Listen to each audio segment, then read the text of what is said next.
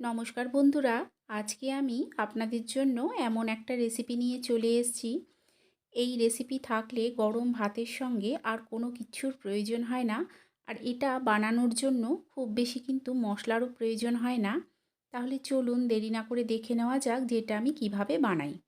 এটা বানানোর জন্য আমাদের প্রথমে যেটা দরকার সেটা হচ্ছে আলু। এখানে দেখুন আমি নিয়ে নিয়েছি দুটো আলু। আলু দুটোকে প্রথমে আমি ছুলে নেব, ছুলে পরিষ্কার করে নেব।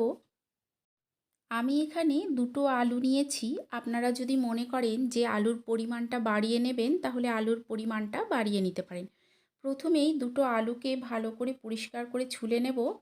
ছুলে নিয়ে তরকারির জন্য ঠিক যেরকম আমরা আলু কাটি সেরকম করে আলুগুলোকে কেটে নিতে হবে। সমস্ত আলুগুলোকে দেখুন এই রকম চৌকো টুকরো করে আমি কেটে নিচ্ছি। সমস্ত আলুগুলোকেই আমি কেটে নেব। কেটে নিয়ে এখানে দেখুন একটা থালার মধ্যে এখানে নিয়েছি আমি ওলকপি।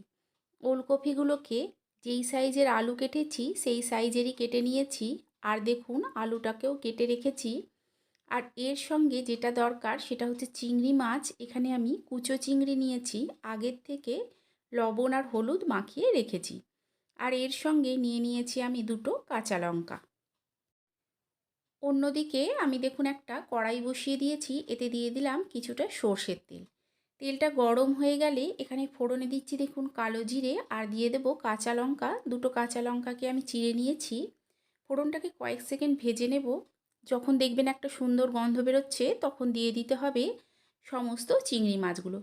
চিংড়ি মাছগুলোকে দিয়ে খুব বেশি কিন্তু ভাজার প্রয়োজন নেই। চিংড়ি মাছ যদি অনেকক্ষণ ধরে ভাজা হয় তাহলে চিংড়ি মাছ শক্ত হয়ে যায়। আর এই রেসিপিতে কিন্তু চিংড়ি মাছটা ছোট হলে তবেই কিন্তু খেতে ভালো লাগবে।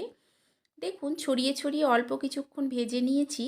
এখন এতে দিয়ে দেব সমস্ত ওলকপি আর আলুগুলো।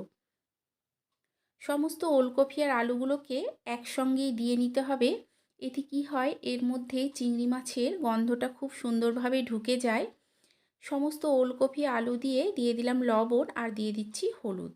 লবণ আর হলুদ দিয়ে খুব ভালো করে প্রথমে মিশিয়ে নিতে হবে। দেখুন খুব ভালো করে মিশিয়ে নিচ্ছি। খুব অল্প মশলাতেই এটা হয়ে যায়।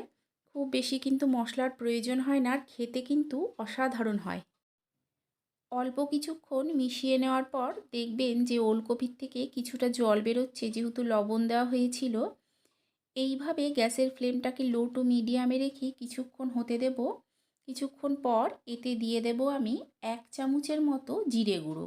এখানে কিন্তু আগেই বলেছি মশলা দিলে খুব একটা খেতে ভালো লাগে না, তাই 1 চামচ জিরে গুঁড়ো দিয়ে দেব। আর দিয়ে দেব এখানে আমি 1/2 চামচের মতো হলুদ গুঁড়ো, আর দেব লঙ্কার গুঁড়ো। ঝালটা আপনারা আপনাদের স্বাদ অনুযায়ী দেবেন। দিয়ে দেব কয়েকটা গোটা কাঁচা লঙ্কা। দিয়ে সমস্ত কিছুকে প্রথমে খুব ভালো করে মিশিয়ে নেব। গ্যাসের ফ্লেমটা লো টু মিডিয়ামে রেখে এটাকে কষিয়ে নিতে হবে। যতক্ষণ নাই মশলার কাঁচা গন্ধটা চলে যাচ্ছে ততক্ষণ এটাকে কষাতে হবে। দেখুন গ্যাসের ফ্লেমটাকে লো টু মিডিয়ামে রেখে আমি সমস্ত মশলাটাকে ওলকপি আলু আর চিংড়ি মাছের সঙ্গে কষিয়ে নিচ্ছি। গ্যাসের ফ্লেমটা কিন্তু একদম হাইতে রেখে কষাবেন না, এতে কষানোটা ভালো হবে না। ভালো করে কষিয়ে নিয়ে আমি এটাতে জল দিয়ে ঢাকা দিয়ে সেদ্ধ হতে দেব। ওলকপি কিন্তু সেদ্ধ হতে সময় লাগে। আপনাদের যদি এই রেসিপিটা ভালো লেগে থাকে লাইক করে দেবেন, শেয়ার করে দেবেন, কমেন্ট করে জানাবেন যে কেমন লাগলো। চ্যানেলটাকে অবশ্যই সাবস্ক্রাইব করে দিয়ে পাশে থাকা বেল আইকনটা প্রেস করে দেবেন, যাতে নতুন কোনো ভিডিও দিলেই সবার আগে আপনার কাছে পৌঁছে যায়।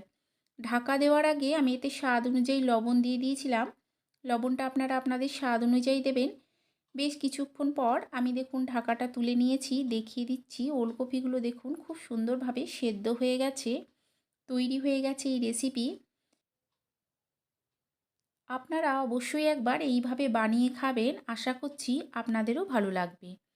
তাহলে চলুন আপনাদের সঙ্গে দেখা হবে আবার একটা নতুন ভিডিও নিয়ে।